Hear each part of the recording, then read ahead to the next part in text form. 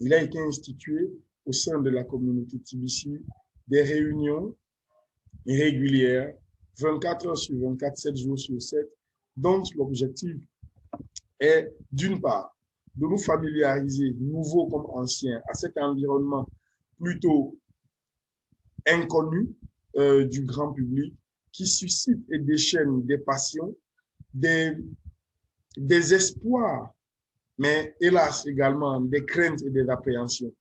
Nous donnons pour but, grâce à ces réunions, de vous familiariser, de vous permettre de comprendre quel est l'environnement, quelle est la vision, quelle est la portée, quelles sont les perspectives qu'il y a dans cet environnement-là. Mais également, pour ceux qui sont déjà membres de la communauté TBC en l'occurrence, nous vous permettons pendant ces réunions de résoudre les problèmes techniques que vous avez dans le cadre de la manipulation et l'exploitation de votre compte. Bien, ce matin, je me suis réveillé avec une vidéo qui me plaît au moins à un double titre. Mais je ne sais pas ce qu'elle vous inspire, mais voilà ce que la voici et puis on en reparle derrière. Je partage mon écran.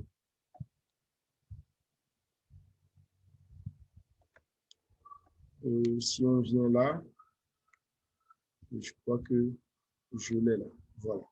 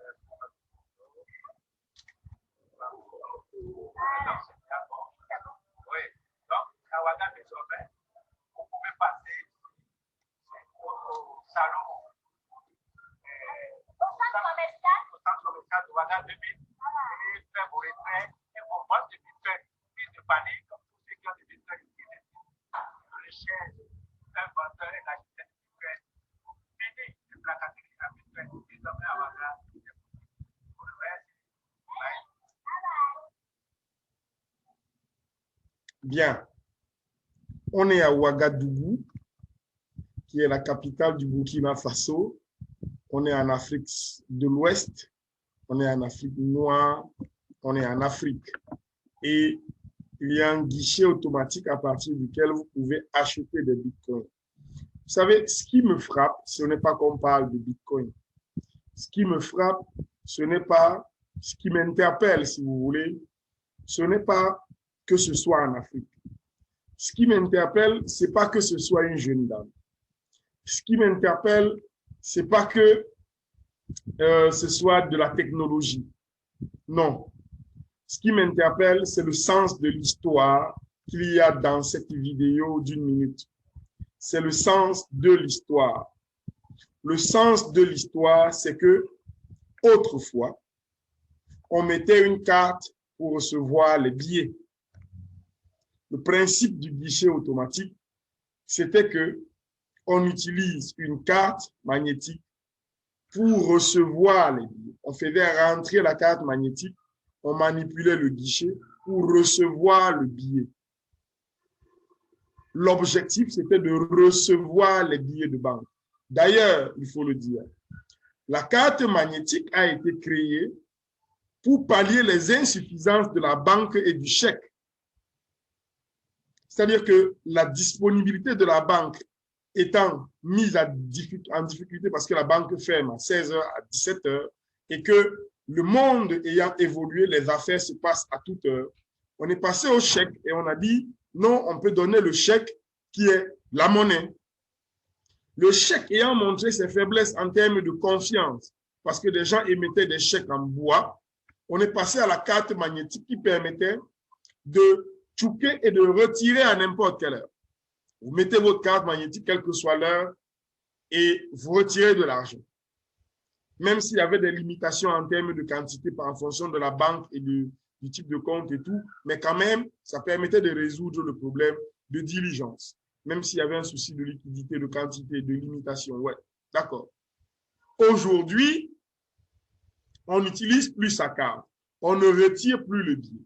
Le sens de l'histoire, c'est qu'on met le billet dans la banque pour obtenir la forme de monnaie qui va régir le monde d'aujourd'hui et structurer celui de demain. Voilà fondamentalement ce qu'il y a à comprendre dans cette vidéo. C'est le sens de l'histoire.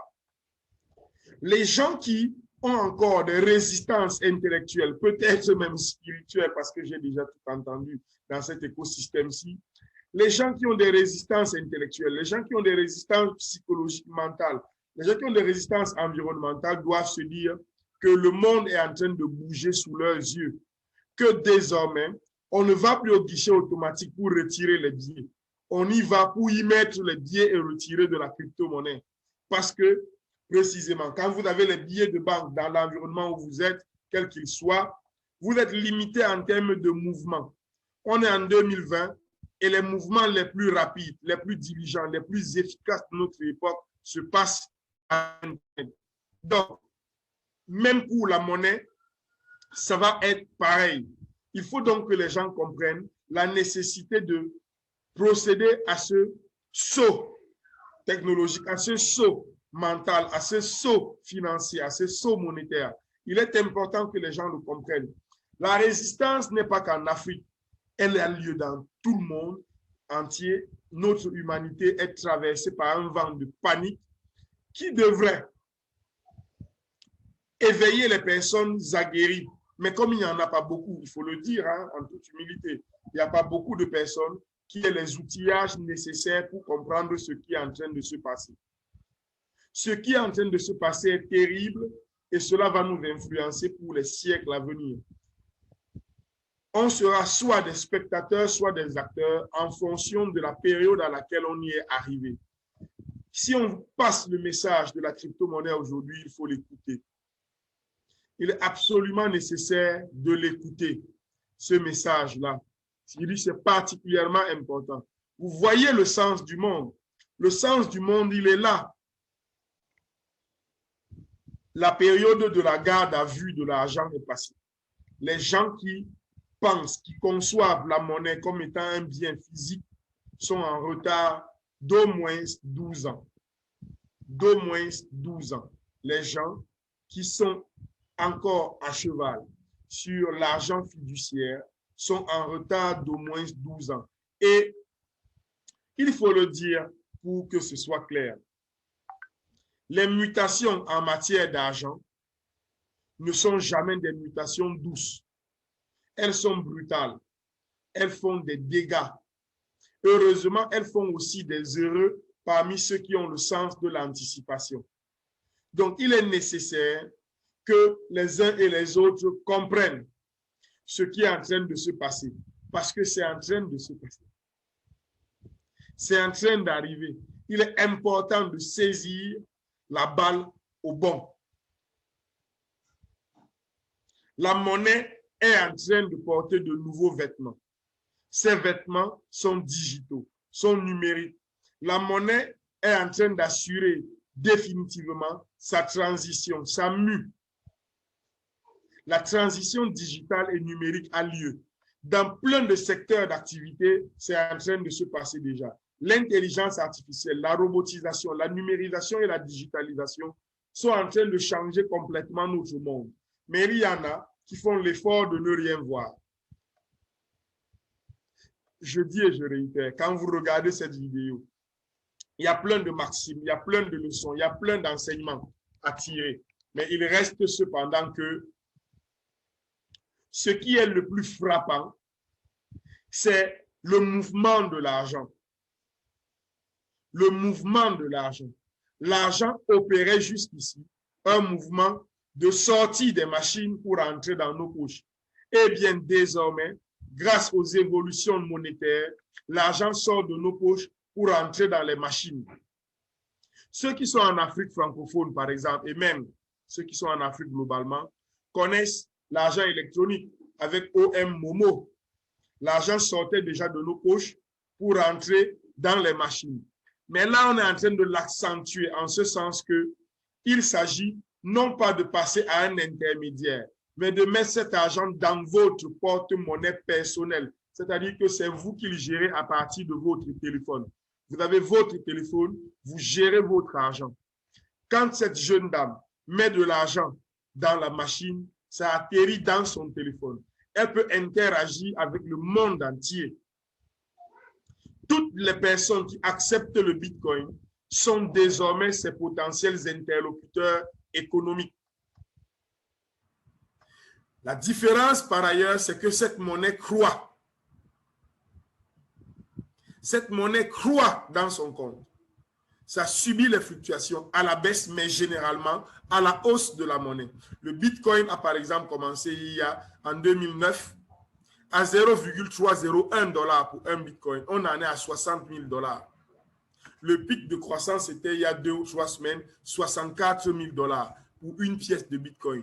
Eh bien, voilà ce que c'est que la transition digitale et économique. Voilà où on est en train d'aller. Voilà précisément où le monde se rend. Et on n'est pas en train de comprendre ce qui se passe. Visiblement, on ne comprend pas ce qui se passe. Donc, il est important, je voulais vraiment saisir la première partie de cette formation pour informer. Je ne sais pas, donnez-moi une seconde.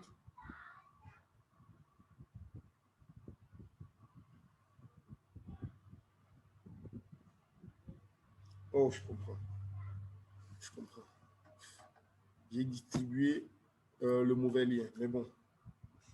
Il est particulièrement important de comprendre ce qui est en train de se passer. Lorsque la difficulté que nous avons, nous, d'Afrique noire en général, mais d'Afrique francophone en particulier, parce que l'Afrique anglo-saxonne, notamment les anglo-saxons d'Afrique de l'Ouest et d'Afrique australe, sont progressivement en train de comprendre le sens du monde et sont progressivement en train d'opérer leur mue et leur mutation. Ils sont en train de profiter de ce qui est la manne de l'économie digitale et des crypto-monnaies aujourd'hui. Il est important que nous comprenions, il est important que nous saisissions cette opportunité. Parce que ce qui est en train de se passer est terrible. Terriblement important pour ceux qui comprennent, terriblement dangereux pour ceux qui ne comprennent pas. C'est terriblement dangereux.